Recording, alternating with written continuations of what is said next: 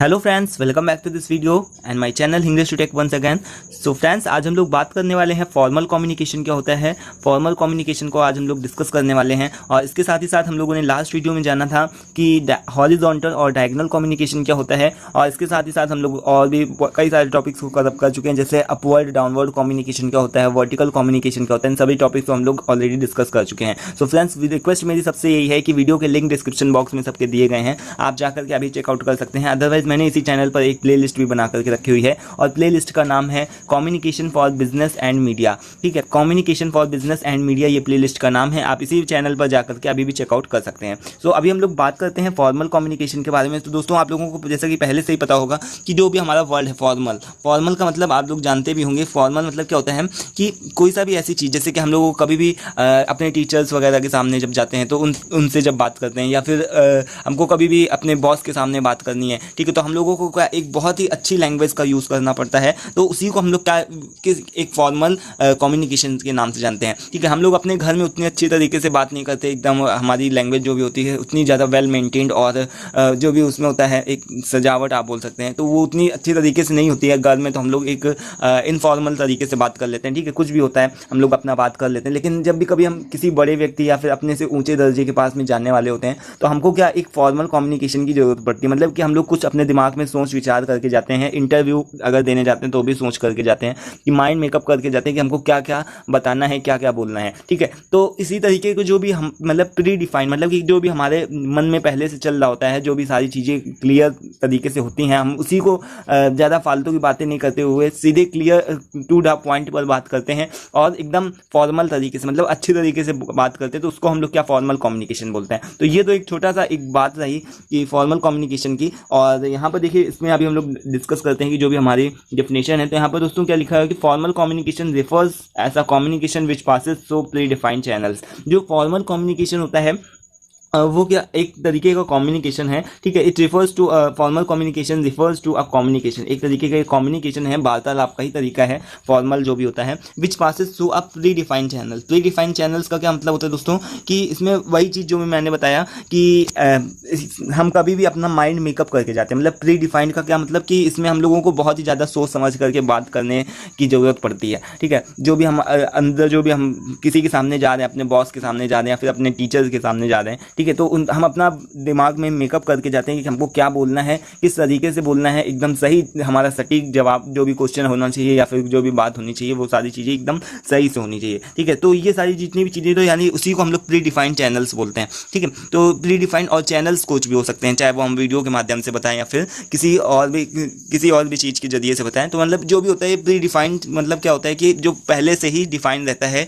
कि पहले से हम अपना वेल मेंटेन करके रखते हैं अपने दिमाग में जो भी सारी चीज़ें को। तो आई होप कि आपको समझ में आया होगा। और फिर यहाँ पर देखिए क्या लिखा हुआ है, सेट बाय द ऑर्गेनाइजेशन। जो ये इस तरीके का जो भी कम्युनिकेशन होता है वो ऑर्गेनाइजेशन में ही, जितने भी कंपनीज होते हैं या फिर ऑर्गेनाइजेशन, एक संस्थान तरीके के आप बोल सकते हैं, चाहे वो शिक्षण संस्थान हो, चाहे स्कूल्स वगैरह हो। ठीक है, जब भी कभी हम ऑफिस वगैरह में अपने बात करते हैं या फिर किसी डिपार्टमेंट में बात करते हैं, तो उसी को हम लोग क्या फॉर्मल कम्युनिकेशन से ही रिगार्ड करते हैं, मतलब फॉर्मल कम्युनिकेशन में ही हम लोग बात करते हैं। तो this communication take place between two positions and not between persons. ये जो होता है इस तरीके का जो भी कम्युनिकेशन होता है, चाहे वो भले ही, अब देखिए कि कोई अगर हम अपने घर में किसी से बात करेंगे, फिर कोई रिश्तेदार आए, ठीक है, तो हम अगर सपोज दैट कि ये मेरे बराबर है, मेरी एज है सपोज दैट मेरी एज 10 ईयर्स, ठीक है, या फिर 20 ईयर्स है, तो यहाँ पर आप कोई भी 20 ईयर का मिला तो हम लोग सेम इस तरीके से ऐसे बात करने लगते हैं, एकदम खुल करके बात करते हैं। ठीक है, अपने मन की फीलिंग्स को, जो भी हमारे मन में इमोशंस चल रहे हैं, फीलिंग्स चल रहे हैं, इनके साथ में शेयर करेंगे या हमारे साथ में शेयर करेगा। ठीक है, तो अब इसमें कोई भी ऐसी चीज़ों का नहीं यूज़ होता है कि बहुत ही अच्छी तरीके से कोई बात करें, जो भी हमारे मन में आता है उसको हम लोग बोलते जाते हैं। ठीक है, तो यहाँ पर क्या लिखा हुआ है कि ये जो कम्युनिकेशन होता है,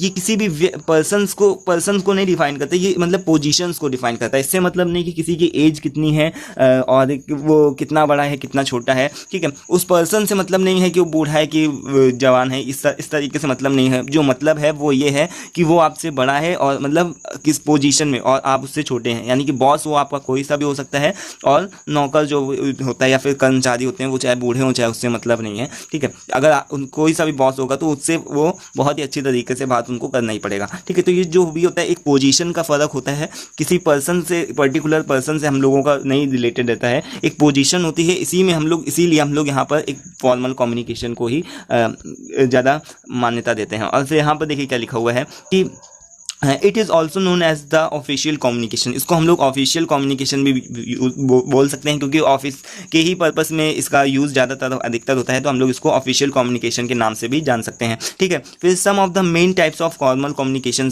इसमें कुछ मेन टाइप्स बताए गए हैं, जैसे कि डाउनवर्ड कम्युनिकेशन क्या होता है, अपवर्ड कम्युनिकेशन। ठीक है, इसके हम लोगों ने यहाँ पर 4 टाइप्स लिए हुए हैं, फर्स्ट डाउनवर्ड, अपवर्ड, हॉरिजॉन्टल और डायगोनल और क्रॉसवाइज। सो इसके बारे में हम लोग ऑलरेडी डिस्कस कर चुके हैं कि डाउनवर्ड अपवर्ड कम्युनिकेशन क्या होता है, हॉरिजॉन्टल और डायगोनल कम्युनिकेशन क्या होता है।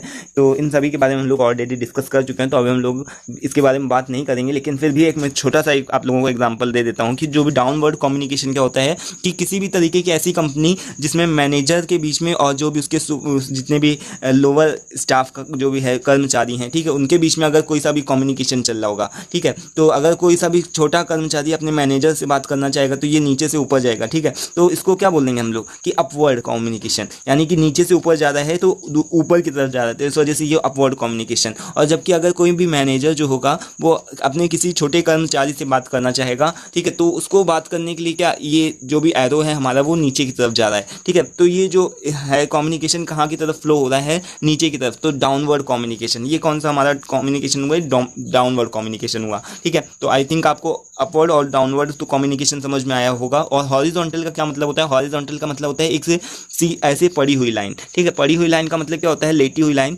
जो मतलब कि ऐसी सीध में होती है। तो किसी भी कोई एक कंपनी है, उसका कोई सा भी मैनेजर है और दूसरी कंपनी का कोई सा भी मैनेजर है, ये दोनों आपस में अपने भी जो भी है कम्युनिकेशन कर रहे हैं, एक दूसरे के जो भी कम्युनिकेशन है उसको एक्सचेंज कर रहे हैं, जो भी हैं, ठीक है, बातों को कर रहे हैं। तो दो लोग सेम मतलब पोजीशन में है, ये भी मैनेजर आपस में जो भी है वार्तालाप कर रहे हैं, तो उसी को हम लोग क्या, ये एक सीधी लाइन बनी है ना, ये ना अपवर्ड की है ना ही डाउनवर्ड की है, ये तो एक सीधी लाइन है, तो इस मतलब इस तरीके की है, तो उसको हम लोग क्या हॉरिजॉन्टल बोलेंगे। चाहे वो लोअर स्टाफ का कोई सा भी कोई व्यक्ति हो, छोटा कर्मचारी हो, और दूसरे कंपनी का भी छोटा कर्मचारी हो, या फिर किसी भी उसी सेम कंपनी का भी हो सकता है। ठीक है, ये लोग जब भी कभी आपस में बात करते हैं तो उसको हम लोग हॉरिजॉन्टल कम्युनिकेशन बोलते हैं। और इसके साथ ही साथ डायगोनल जो भी कम्युनिकेशन क्या होता है, ये किसी भी सेम डिपार्टमेंट में नहीं हो सकता। ठीक है, सेम डिपार्टमेंट में क्यों नहीं हो सकता, क्योंकि यहाँ पर कोई मैनेजर और यहाँ पर कोई लोअर स्टाफ, मतलब कि कोई सा भी छोटा कर्मचारी, ठीक है, और साथ ही साथ यहाँ का कोई दूसरी कंपनी का मैनेजर और कोई दूसरी कंपनी का लोअर स्टाफ। तो अब जब भी कोई मैनेजर दूसरी कंपनी का किसी छोटे कर्मचारी से बात करे,